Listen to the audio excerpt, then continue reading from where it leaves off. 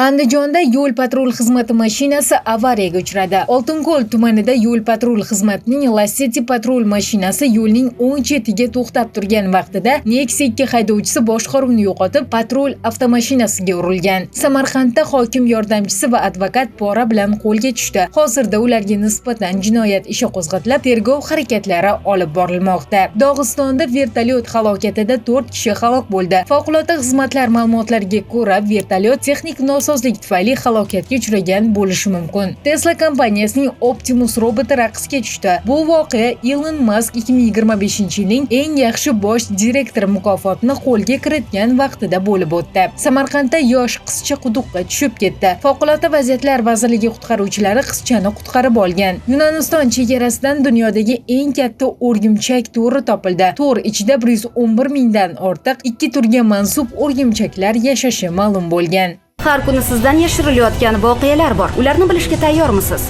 Unda Telegram kanalimizga ulaning. Havola profil shapkasida.